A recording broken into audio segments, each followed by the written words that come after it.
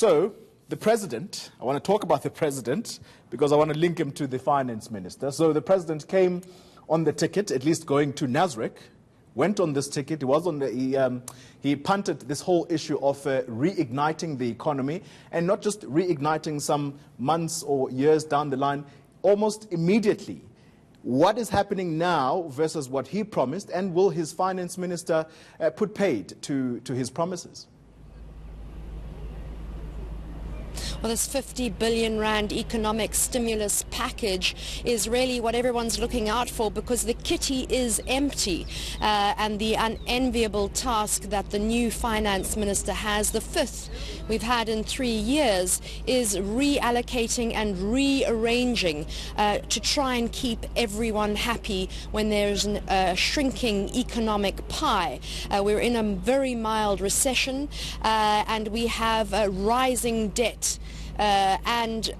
Rising debt that we have to pay back with huge numbers attached to that. But I actually want to ask our expert here from Investec, Nazmira Mula, what the ordinary man should be looking out for today.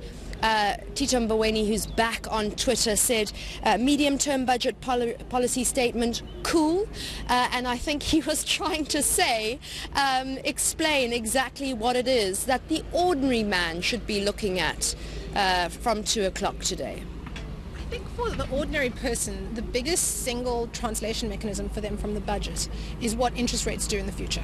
We've gotten to a stage as a country where we borrowed so much money through the bond markets over the last couple of years that you need to see a stabilization in expenditure and debt ratios over the next couple of years. Otherwise, bond yields are going to go higher and the SARB's going to be forced to hike interest rates. And we don't want that. We can't afford that at this point in time. So we need to see the government start reining in spending and reining in the deficit, or interest rates will rise over the next 2 years in a pretty negative way. As our anchor Ngambi was saying, the president got his ticket on the economic stimulus, on creating job creation and getting rid of corruption, good governance.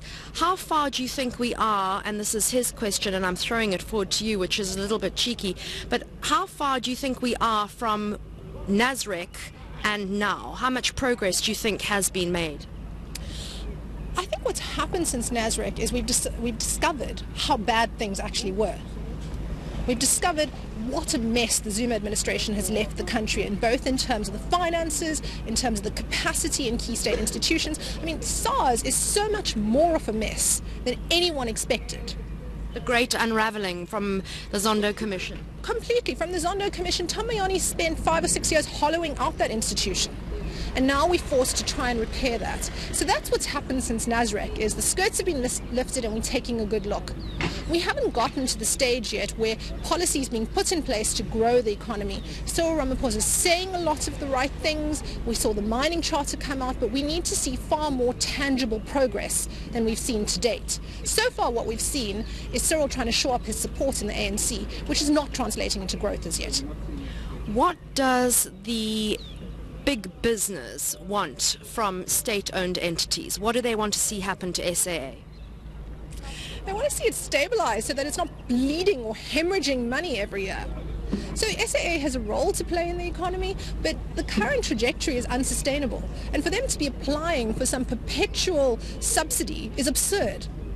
So they need to see SAA cauterized. More importantly, though, is they need to see the likes of Eskom stabilised. And I think Phakamani Hadebe is doing an excellent job under very difficult circumstances. But you need to see that situation stabilised. You need to see Transnet delivering the logistics support it needs for the economy on time at a cost that's reasonable. The minister's quoted as saying that Eskom needs to shed at least 30,000 jobs in order to keep its head above water, in order to rescue it. That's not making him very popular with the unions. Unfortunately, Tito Mboweni is becoming finance minister at a very difficult time. It's coming in when state-owned enterprises like Eskom are essentially bankrupt. If not for the state's support, they wouldn't meet going concern at this point in time. And the government itself has a wage bill which is immensely bloated through the Zuma years with no visible improvement in service delivery. We haven't seen education improve, we haven't seen healthcare improve, or safety and security. We've just added people and added to the wage bill. And Tito Mboweni is saying what needs to be said. We need to cut the wage bill, which is not popular, but it's necessary at this point.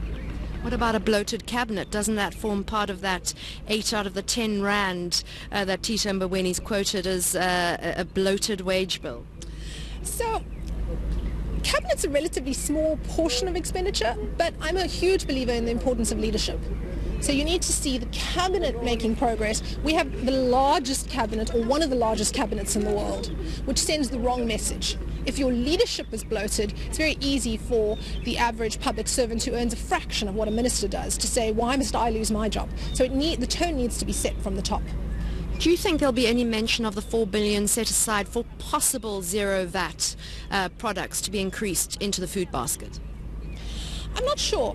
I think there's been enough political and social pressure that the Treasury is going to be forced to do something. But, Annika, they don't have the money. There just isn't the money for the stimulus package, for support to SAA or other state-owned entities, or for the VAT relief. There isn't the money at this point in time.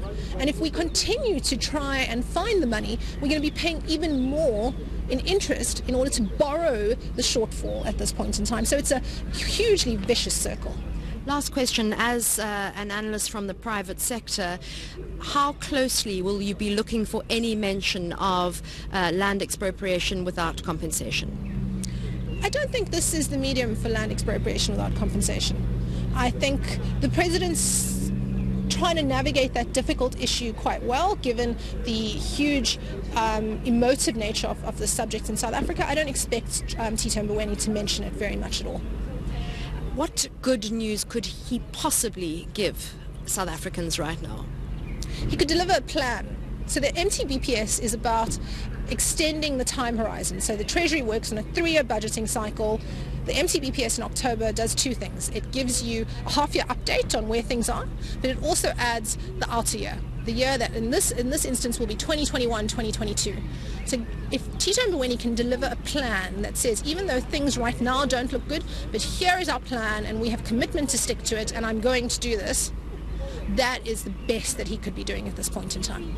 Thank you so much to our analyst Nazmira Muller from Investec, giving us the broad brushstrokes there, what we can expect from Tito Mboweni's maiden speech as finance minister. He comes with a lot of gravitas and enormous respect across party lines. Will he be able to deliver on some of his talk, especially when it comes to several issues that he's been very vocal about lately, even talking about VBS, said that would be mentioned today, and the fact that many South Africans are peri-urban and urban, and there should be less focus on land expropriation, for instance, and farming. So we'll be looking out for all of that, Polly.